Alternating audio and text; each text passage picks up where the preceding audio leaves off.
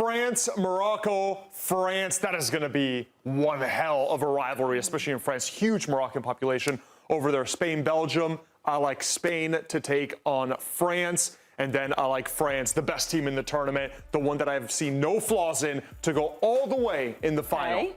All right, I like that. And then continue on. Let's go to the other side and see who you have matching up. Other side, Norway, England, I think is going to be really close. Haaland knows these defenders so well. We saw what he did with Gabriel against Brazil. He absolutely destroyed him. But England go through. I love what they showed. They showed some English garra, that English grit that I love, which I didn't know was a thing at the Azteca. Argentina, Switzerland. I'm going to stick with my guns. I'm going to say that Switzerland pull off one of the big upsets. Okay. I'm not happy with what I've seen for Argentina, but that is the end of the Switzerland fairy tale, because it is going to be England. The fans are going to be chanting, "It's coming home." Sorry, English fans, it's not coming home, because France is going to win the final. France-England, really good final as well. A lot of great subplots.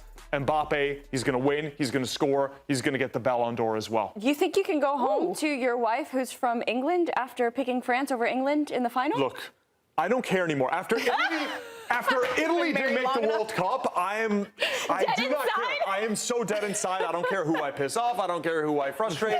France is going to beat England. England went to the final, but that's just what they do. They lose finals. Yeah. They lost against Italy in the Euros. They're going to lose this one against France. All right, Darian, so you got to follow up this act. I don't think you have anyone at home to piss off, so you make your picks however you want. That was a bit of a cheap shot. yeah, you got no one at home. You're alone. I'm just saying. Not what I meant. My cheers. Let's go into this bracket then. Just bring out some skeletons from the closet.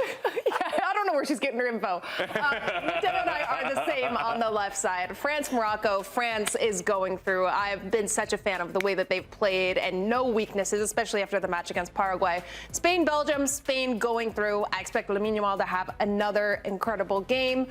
And so I have France and Spain over here, and France in the final. And then on the other side, Norway, England. I got to see Haaland live with Norway, and he's just exceptional, but I don't know if the rest of Norway is ready for what England can bring. I don't know if every line they have that X factor that England does. So I have England going through, and then Argentina. This is where I disagree. I think Argentina has that in them from that last match. Fine. They're going to go through, topple England, and we're going to have a rematch of the final with France and Argentina, with France winning it. And I love the Mbappe Ballon d'Or shout. I agree with that. All right. I'd like to hear that. Okay, 2 for 2 for France. Witty, are you going to go away from what the other two said, or do you have something different? Let's see what you have. Yeah, it's one of those where I was thinking about this, and I was thinking about the bracket. I like to pick crazy things. I pick Austria to beat Spain, which was moronic in retrospect. But I like to go for big ones. I just think this has kind of been the tournament of the things that we want to happen, the things that are fun to happen, to not happen. So I think we kind of got to go chalk for the rest of the way. So I agree with everyone. I can see Morocco doing it against France, but I don't know. France is just so hard to pick against them. Spain, I think, are comfortably better than Belgium. I think they'll beat them in that quarterfinal. This was actually the one that I debated the most internally as being the upset. Norway have been so good at this tournament. On the body of evidence that we've seen at this tournament so far, Norway are as good as England. England are coming off that crazy game at the Azteca with all the crazy conditions. That game is kicking off at 5 p.m. in Miami. Matteo, you're from Miami. I'm from Miami. 5 p.m. These two teams can't handle this.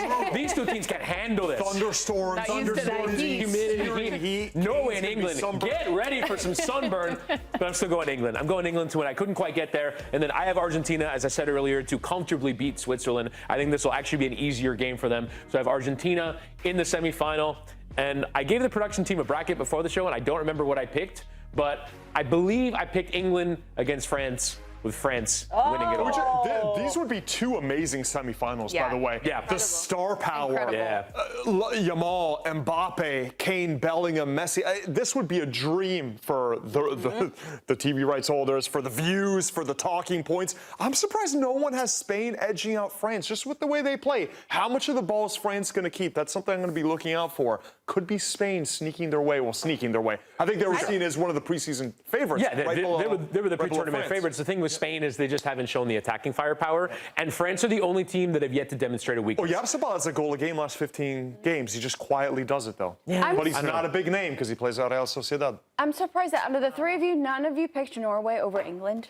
Was there any little bit in you that wanted to pick them? Yes. Yeah, sure. Definitely for all of us. Yeah, I absolutely did. But to me, if Norway doesn't have Holland, if Holland maybe doesn't have the best game, who else? Okay. And England, you can rely on, I think, a plethora of players as opposed to Norway. Norway have had some good players in this tournament. Shelderup and Oscar Bob had some good performances in the last game. Nusa has been good. But I think ultimately the World Cup is a tournament of blue bloods. It's a tournament of teams who have been there and done that. There have only been 8 teams that have ever won it. And usually when it's an underdog who has not been there before against one of the all-time global favorites, usually that favorite wins. And so that's just kind of what you have to rely upon. But yeah, I would love to pick Norway over England. I just couldn't get there. Well, here's what SofaScore has predicted. So they predict France and Spain going. They predict England and Argentina going. France has the biggest favorites in this round is wrong. Yeah. France is the biggest favorites in this round is wrong to me.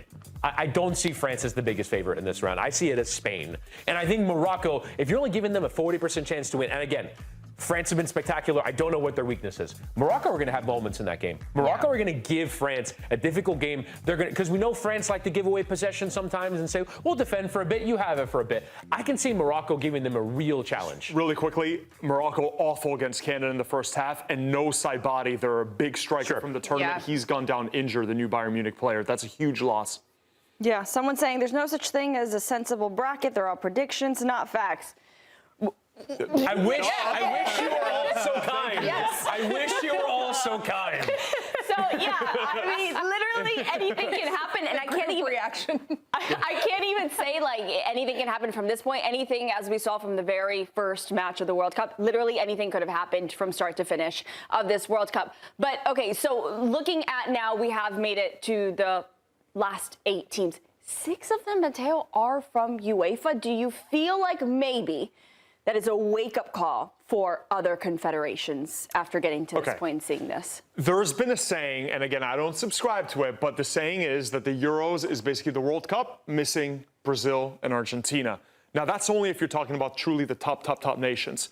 What this World Cup did with 48 teams is introduce and gave huge chance to all these teams that would have never made it before when it was 12 less teams, right? That's why we had the Cape Verdes. They weren't there just to make up the numbers. They actually gave us a great storyline. So I actually like this expanded World Cup. But at the end, guys, the football's played on the field. Some teams have an easier route to get to the World Cup. Maybe if you're in Asia, the quality of teams is lesser, so you play lesser opposition.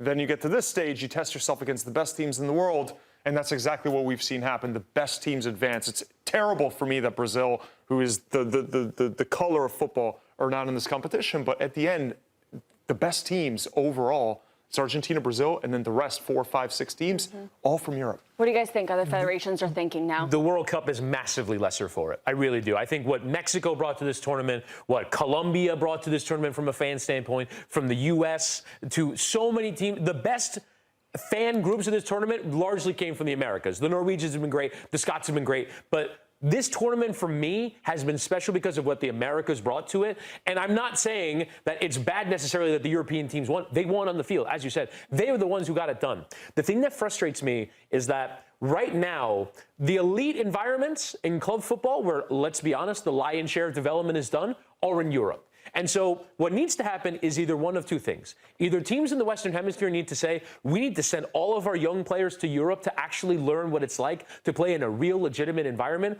or you need to create elite environments in your own country.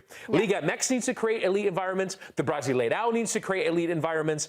The Argentinian League, MLS needs to create an elite environment so that Europe is not the only place where that happens. And I really do feel like the game is on the brink of globalization, where it happens everywhere, not just in Europe. But right now, Europe is the dominant confederation, and all the other confederations have to respond, because I think these tournaments are lesser for not to overly bag on them, teams like Belgium and Switzerland, who have not brought much to the tournament from a fan standpoint, are bringing it on the field. We need to see Mexico, the United States, even Argentina, for the fact that they're here, they need to step up as well. Brazil, Colombia, all the big teams in the western part of the world have to get much better youth development and on the field at senior level. I'm looking at the African nations to step up. I think that this expanded format is brilliant. I love it. I'm a big fan of it. And to see the fans, the culture, what this is going to do moving forward, I think this is going to be very, very different by the next time the World Cup comes around, because it shows that Africa is here to play. Africa is here to stay.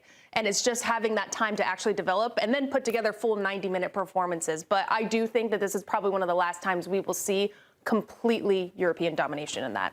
Thanks for watching this video from Morning Footy. For all news and insights regarding leagues around the world like EFL, Serie, and all UEFA competitions, both men's and women's, don't forget to sign up for Paramount+.